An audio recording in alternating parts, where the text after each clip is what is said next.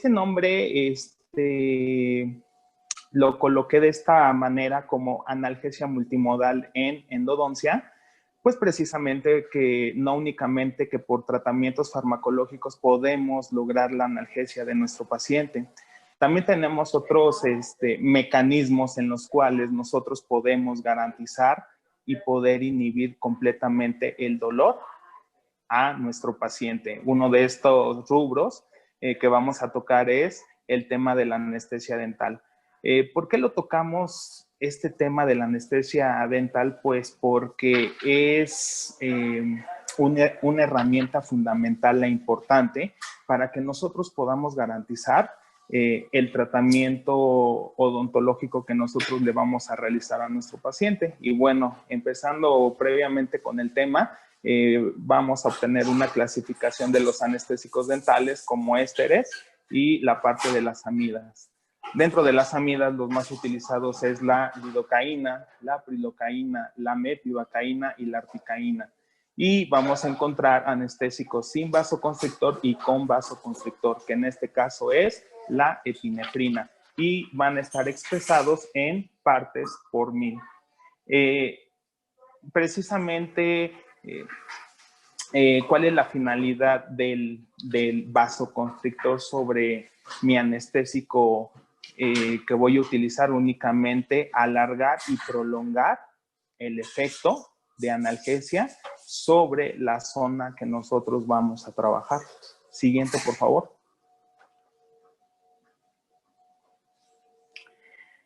Vamos a obtener una clasificación de estos anestésicos de acuerdo a su formulación y de acuerdo a la duración. Encontramos en primer lugar los anestésicos de corta duración, de media duración y de larga duración. Entre estos vamos a encontrar los de corta duración, la mepivacaína al 3% sin vasoconstrictor. Aquí ya empieza lo interesante, que vamos a obtener anestésicos de mediana duración, en los cuales vamos a encontrar la lidocaína al 2% y agregado con el vasoconstrictor, que es la epinefrina, de una parte a 80,000. Ahí vamos a encontrar también la articaína con epinefrina, pero aquí vamos a encontrar una dosificación de 1 sobre 200,000. Y obviamente tenemos ya los anestésicos de larga duración, donde vamos a encontrar la articaína al 4% con el vasoconstrictor, que es la epinefrina, de una parte de cada 100,000 unidades. No es lo mismo utilizar un anestésico, por ejemplo, para un tratamiento de operatoria a un tratamiento endodóntico. Aquí es donde nosotros tenemos que empezar a cuidar qué efecto anestésico necesito sobre la zona que voy a trabajar sobre mi paciente, una de corta duración, mediana o larga duración. Siguiente, por favor.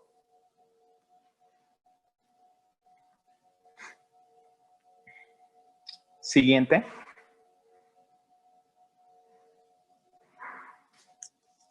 Bueno, ok. Bueno, dentro de las técnicas de anestesia, ¿por qué les toco todos estos temas, doctores? Porque muchas de las veces nos vamos a encontrar ante desafíos muy fuertes en los cuales nosotros nos podemos llegar a preguntar por qué realmente, a pesar de utilizar una técnica de anestesia, por qué a mi paciente le sigue doliendo. Entonces, es por eso que me estoy regresando a estos antecedentes y a las partes fundamentales y primordiales que nosotros tenemos que conocer para saber el por qué no le hace efecto la anestesia a mi paciente y qué es lo que yo tengo que hacer para poderlo lograr.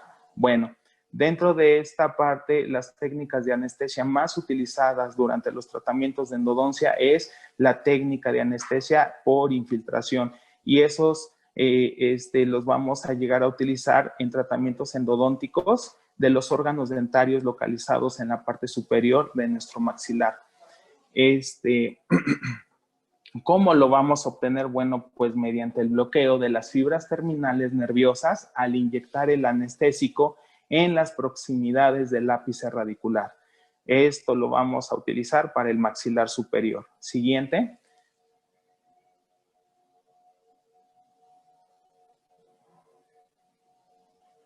Siguiente, por favor. Van hacia atrás. Las que siguen. Y obviamente para los tratamientos endodónticos en la parte inferior, en el maxilar inferior, bueno, pues vamos a utilizar la técnica troncular o la técnica del nervio dentario inferior. Asimismo, también es importante tomar en cuenta que vamos a utilizar técnicas de anestesia complementarias. A veces no es suficiente únicamente nuestra anestesia por infiltración o nuestra anestesia troncular. También necesitamos ayudarnos de técnicas de anestesia complementarias para poder obtener una analgesia completamente satisfactoria para nuestro tratamiento endodóntico a realizar. La siguiente, por favor. Dentro de estas técnicas de anestesia complementarias vamos a encontrar la intraligamentosa y la intrapulpar. ¿En qué momento podemos utilizar la técnica de anestesia complementaria, la intraligamentosa? Bueno, pues en los diagnósticos endodónticos y periodontales donde podamos encontrar a lo mejor algún absceso periapical que pueda llegar a comprometer el ligamento periodontal. Entonces es importante que esta técnica de anestesia complementaria la tengamos que utilizar para poder realizar nuestro tratamiento de conductos de una manera satisfactoria. Y bueno, pues la técnica de anestesia intrapulpar sí es una técnica un poco dolorosa, pero es preferible explicarle a nuestros pacientes de que es necesario utilizarla, puesto que a veces nuestra técnica de anestesia no es suficiente, ya que normalmente todos nuestros pacientes vienen con un proceso infeccioso y pueden venir acompañados de algún tipo de edema. Entonces recuerden que el anestésico sobre la inflamación no llega a poder surtir el efecto deseado para nuestro tratamiento. Es por eso que también utilizamos la técnica intrapulpar. Siguiente.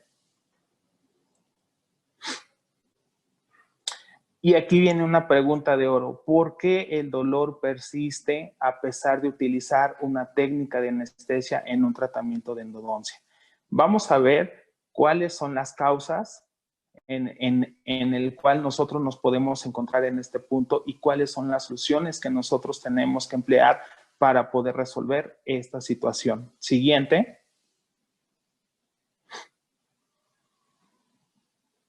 Bueno, ¿por qué mi anestésico o no puedo obtener la analgesia deseada sobre mi paciente del tratamiento que voy a realizar? Número uno, es importante, a veces nosotros efectuamos una mala técnica de anestesia.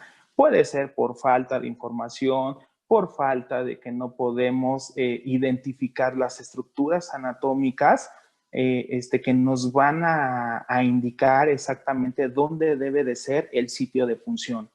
La segunda causa que puede estar provocada es por utilizar anestesia insuficiente. Es importante que durante la elaboración de la historia clínica nosotros podamos llegar a identificar en nuestro paciente cuáles son los antecedentes personales patológicos que mi paciente presenta, que pueden ser crónico-degenerativos, ejemplos, la hipertensión arterial, en el cual nos va a nosotros a arrojar datos importantes en el cual nosotros podemos saber elegir qué tipo de anestésico voy a utilizar, si es un anestésico sin vasoconstrictor o es un anestésico con vasoconstrictor. Si voy a utilizar un anestésico de corta, mediana o amplia duración. Todo esto son situaciones importantes para que nosotros podamos utilizar la cantidad de anestésicos suficientes para poder elaborar nuestro tratamiento de endodoncia. Y otra de las causas por las cuales el efecto de la anestesia no es el deseado es por las condiciones anatómicas. Debemos de recordar que todos los pacientes somos totalmente diferentes. La literatura nos marca, obviamente, cuáles son las estructuras anatómicas que nosotros tenemos que identificar para poder realizar una correcta técnica de anestesia. Pero a veces hay condiciones anatómicas en el cual nosotros podemos a lo mejor dudar un poquito de dónde pueda ser la zona de la punción. Y a veces estas condiciones anatómicas pueden ser provocadas pues por una inflamación. ¿Qué tipo de inflamación? Bueno, pues normalmente todos los procesos infecciosos vienen acompañados de una situación inflamatoria. No todos los casos, pero sí en su mayoría. Entonces, esto es la causa por el cual el anestésico tarda más tiempo en actuar. ¿Cómo lo voy a resolver si yo me presento ante estos tipos de situaciones? Bueno, pues número uno, tengo técnicas para reforzar mi anestesia. Las que ya vimos anteriormente son la intraligamentosa y la intrapulpar. ¿Cuál va a diferir entre utilizar una intraligamentosa? Bueno, pues cuando mi diagnóstico sea también de origen dental, pero que a lo mejor ese absceso periapical esté involucrando una zona periodontal. En ese caso voy a utilizar una técnica de anestesia intraligamentosa. Cuando únicamente mi problema es de origen odontogénico, que a lo mejor no está totalmente visible un absceso periapical y periodontal que únicamente es odontogénico, bueno, pues mi técnica a reforzar es de que la única que voy a utilizar va a ser la intrapulpar, ¿ok? Y algún tip que yo les puedo dar es de que si un paciente va a asistir con ustedes con cita previa, bueno, pues es importante que ustedes también se ayuden de otras herramientas para poder ayudar a su paciente de que pueda tener una mejor analgesia, como con un tratamiento farmacológico, que pueden ser los AINES, que son los no opiáceos, lo podemos combinar con un opiáceo, que en este caso es el tramadol, y en el último de los casos podemos llegar a utilizar algún tipo de corticosteroide. ¿Ok? Siguiente, por favor.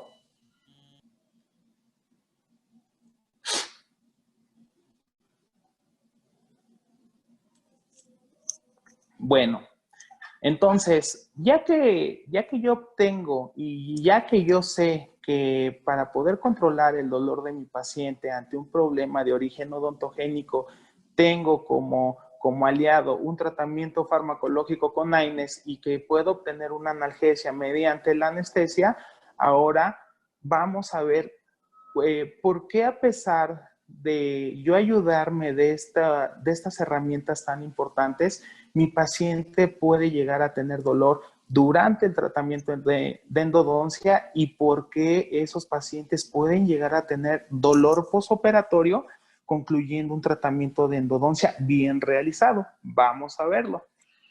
¿Por qué hay dolor en presencia de un diagnóstico con necrosis pulpar? Debemos de recordar de que el simple hecho de hablar de una necrosis pulpar no quiere decir que sea una necrosis totalmente, sino que también podemos encontrar otra clasificación donde encontramos órganos dentarios con necrosis pulpares parciales. ¿Esto a qué se refiere? Bueno, que nosotros y que estos órganos dentarios presentan fibras de diferente tipo. ¿Cuáles son? Las fibras A delta, que se encuentran en la periferia y que son de una conducción rápida. Y también encontramos fibras de tipo C, que son las centrales, están localizadas en el centro del conducto radicular y que son de una conducción lenta. ¿Dónde se va a presentar más este tipo de necrosis parciales? Principalmente en los dientes multirradiculares. Entonces, a veces cuando hay una presencia de necrosis, probablemente pueda ser que dos conductos estén totalmente necróticos y a lo mejor el conducto distal puedas tener una necrosis parcial, o sea, que tenga fibras todavía con vitalidad. Es por eso que los pacientes pueden referir dolor. Para evitar este tipo de situaciones, ¿cómo lo voy a resolver? Tip básico, siempre utilicen una técnica de anestesia, aunque sean diagnósticos con necrosis. Es importante que sus pacientes pues pueden llegar a un tratamiento de emergencia y ustedes pues obviamente a la brevedad tienen que actuar para poderles realizar, pero hay que recordar que para realizar los tratamientos de endodoncia pues siempre se necesita un aislamiento absoluto, entonces de cajón tienen que utilizar siempre su técnica de anestesia. Siguiente.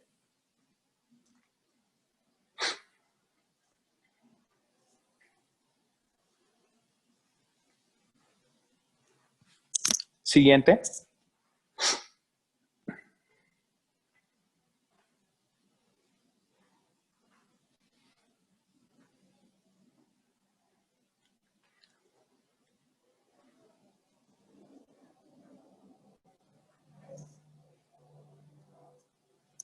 Ok, bueno. También nosotros llegamos a encontrar diferente dolor posoperatorio después de haber realizado un tratamiento endodóntico. ¿Cuáles son una de las causas? Pues número uno, pueda haber sido provocado por una instrumentación mecánica. ¿Por qué? Bueno, debemos de recordar que los conductos radiculares no siempre se encuentran permeables en su totalidad, sino nos vamos a encontrar ante desafíos obviamente, que podamos encontrar conductos calcificados, que puedan ser parciales o totales. Entonces, ¿cuáles son las causas de esta instrumentación mecánica? Bueno, pues que nos van a provocar una inflamación periapical transitoria después de un tratamiento de endodoncia. Normalmente, muchos pacientes quedan con la duda y la incertidumbre de que después de realizar el tratamiento de endodoncia, ellos tienen la teoría de que terminando el tratamiento de endodoncia no debe de existir dolor. Pero hay que recordar que entre el 3 al 58% de todos los tratamientos de endodoncia realizados presentan un problema de dolor. ¿Cuál es? Una inflamación periapical transitoria. ¿Cuáles son las causas? Instrumentación mecánica. ¿Cuál puede ser? Conductos calcificados. Es imposible que nosotros no podamos instrumentar porque es sumamente necesario para poder retirar las porciones de las partes laterales de nuestro canal pulpar, toda la remoción de ese tejido blando. Entonces, más ante una situación de una calcificación, lo tenemos que hacer forzosamente. Entonces, ¿cuáles son las causas? La sobreinstrumentación y la segunda, es muy importante cuidar nuestro ápice radicular. Antes de poder realizar algún tratamiento endodóntico, es importante no realizar una perforación. Debemos siempre de tomar una longitud aparente para que nosotros podamos tener en cuenta aproximadamente cuánto es la medida que va a medir cada una de mis raíces. Entonces, esas son las causas por las cuales pueda llegar a tener mi paciente ese tipo de dolor.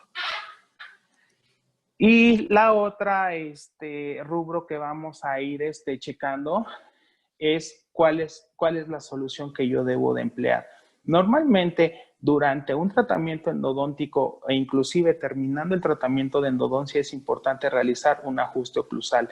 Nunca hay que dejar a nuestro paciente con una oclusión activa, sino hay que dejarlo con una oclusión pasiva para que todos mis tejidos perirradiculares comiencen a tener una desinflamación por el tratamiento farmacológico, por el tratamiento endodóntico y poder dejar descansar a nuestro órgano dentario a tratar por lo menos una semana. Y la otra solución que podemos emplear es la utilización de AINES, que ya lo vimos en la clase pasada. ¿Qué podemos mandar? Recuerden, mandar AINES con mayor poder antiinflamatorio. Entre ellos podemos encontrar el diclofenaco de 100 miligramos, dándose una tableta cada 12 horas durante 5 días y el ibuprofeno en una presentación de 400, 800 miligramos, dependiendo el grado de molestia que presente su paciente. Siguiente, por favor.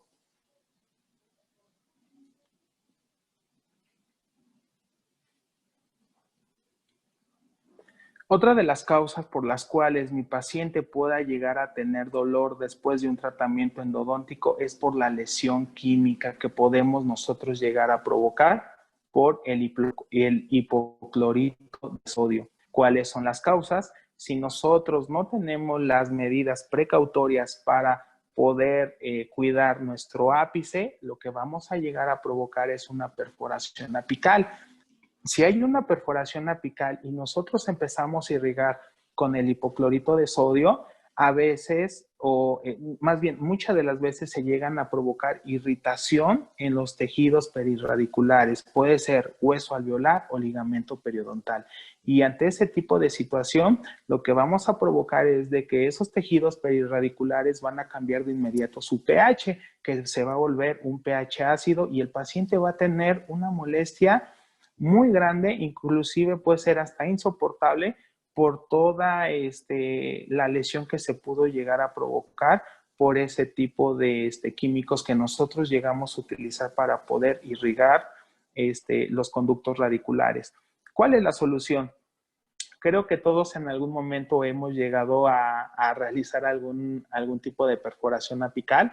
Entonces, ¿qué es lo que tenemos que hacer? Bueno, si ya se me presentó este caso, lo que siempre tenemos que realizar es colocar hidróxido de calcio intraconducto, ya que tiene muchas funciones terapéuticas dentro de nuestros conductos radiculares. Entre ellas, su efecto que tiene es un poder antiinflamatorio y eso es lo que necesitamos a la brevedad y el cierre apical.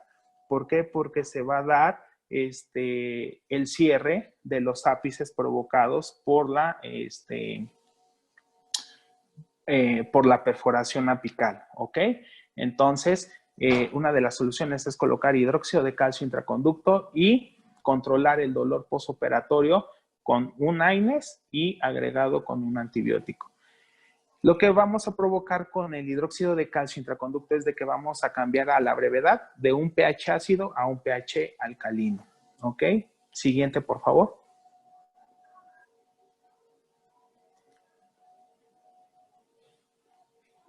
Y obviamente después de un tratamiento de endodoncia, debemos de recordar que la mayoría de nuestros pacientes viene siempre con problemas de origen odontogénico crónicos. Entonces nosotros podemos tener en nuestras manos el poder controlar nuestro tratamiento endodóntico desde el tercio medio radicular hasta el tercio apical.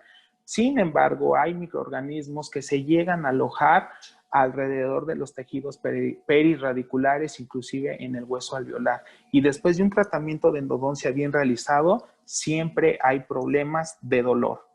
Entonces, rápidamente ya para concluir este tema, ¿qué es lo que tenemos que hacer, doctores? Siempre manden antibióticos que tengan una alta fijación en tejidos duros, como cuáles en el hueso. Rápidamente, acitromicina de 500 miligramos, metronidazol de 500 miligramos, le da a los microorganismos anaerobios y los pueden salvar inclusive hasta de una apicectomía. ¿Ok? Y listo, esto sería todo de mi parte. Doctor, como siempre, un gustazo poder tenerte aquí con nosotros en Cuidado Oral y de Dentistas a Dentistas. Un invitado ya de casa, ya de todos los días. Gracias. ¿Qué pasó, doctores? ¿Les gustó la clase? Muy bien, doctor, si podemos pasar a las preguntas, por favor. Ok. Doctores, preguntas. Pueden escribirlas en el chat de la conferencia, por favor.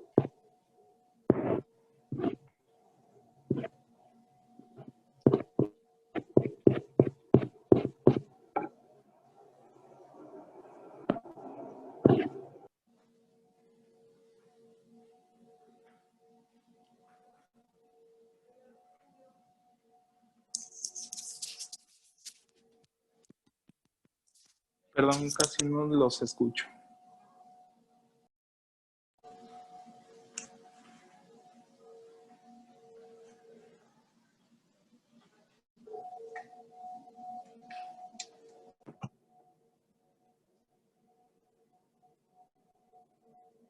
Para pacientes hipertensos, ¿cuál es el mejor anestésico?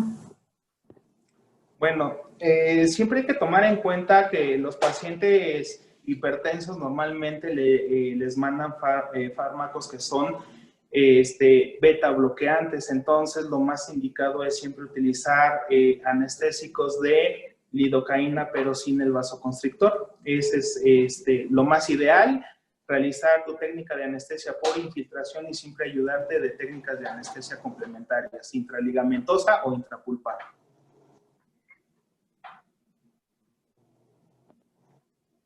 Gracias, doctor. Bueno, la lidocaína sin el vasoconstrictor se utiliza en general para pacientes cardiópatas o únicamente hipertensos. Normalmente todos los pacientes que son cardiópatas e hipertensos, vuelvo a repetir, les mandan beta bloqueantes. Entonces, los anestésicos de primera elección es la lidocaína y la mepivacaína. Muchos de los odontólogos llegan a utilizar con vasoconstrictor, pero lo que llega a provocar el vasoconstrictor es de que llega a ser la porción interna del endotelio de nuestro vaso sanguíneo la comienza a comprimir. Entonces, hay un menor paso de sangre y pudiera llegar a provocar inclusive arritmias. Muchas gracias. Doctor, nos pregunta Fernando Orgaz, con pacientes que sufran epilepsias, ¿qué se debe utilizar? En pacientes que se lleguen a sufrir epilepsias, mira, normalmente en esos tipos de pacientes, por los problemas epilépticos que llegan a presentar, yo creo que lo que tenemos que tomar muchísimo en cuenta es de que pues obviamente no tengan algún tipo de crisis convulsiva. Realmente los anestésicos no llegan a interferir para poder realizar algún tipo de tratamiento odontológico. Doctor, nos pregunta también Fabiola Prieto, aparte de los antibióticos mencionados, ¿también se podría recetar amoxicilina con ácido clavulánico? Sí, por ejemplo, nosotros podemos mandar tratamiento farmacológico durante nuestro tratamiento endodóntico. Si es un problema de origen odontogénico sumamente crónico, podemos empezar desde la amoxicilina, subirnos a la clindamicina y llegar hasta la ceftriaxona. Después de un tratamiento de endodoncia donde mi paciente todavía presenta dolor y que sabemos que son provocados por organismos que se alojan en el hueso alveolar, debemos de mandar el mismo antibiótico y agregarle un antibiótico que tenga una fijación sobre tejidos duros, como lo mencioné, acitromicina o metronidazol. Excelente, doctor, muchas gracias. Doctores, como siempre, tenemos un en vivo para después de las clases. Entonces, el en vivo va a ser por esta ocasión en mi cuenta de Instagram. Ustedes ya saben cuál es. Por favor, en 10 minutitos, si tienen alguna otra pregunta para el doctor, con todo gusto él va a estar ahí para resolverla. ¿A cuál cuenta nos metemos entonces? ¿Perdón? ¿A cuál cuenta? Ahorita se las escribo. Gracias. Recuerden, chicos, que toman una captura y se les regala una tabla con todos los anestésicos. Estas clases vamos a seguir teniéndolas cada semana o cada 15 días, dependiendo de la acomodo de los doctores o los docentes. Entonces, toman su captura y les regalamos una tabla de anestésicos. Listo, doctores. La cuenta ya está escrita ahí en el chat del grupo. Si quieren, en 10 minutitos nos vemos por allá para platicar con el doctor César. Ok. Gracias. Nuevamente les agradezco muchísimo que nos hayan acompañado. Los esperamos la siguiente semana con una nueva clase. La clase va a ser exodoncia simple. La va a dar un cirujano bucal, un muy reconocido cirujano bucal del estado de Hidalgo, el doctor Eduardo Pérez Luna, también conocido del doctor César. Entonces, por aquí nos vamos a estar viendo. Les agradecemos mucho a nombre de Cuidado Oral y de Dentistas a Dentistas. Y nos vemos por ahí en Instagram. Adiós. Gracias. Gracias, doctor César. Gracias. Bye. Hasta luego. Gracias, doctores. Bye. Bye. Cuídense.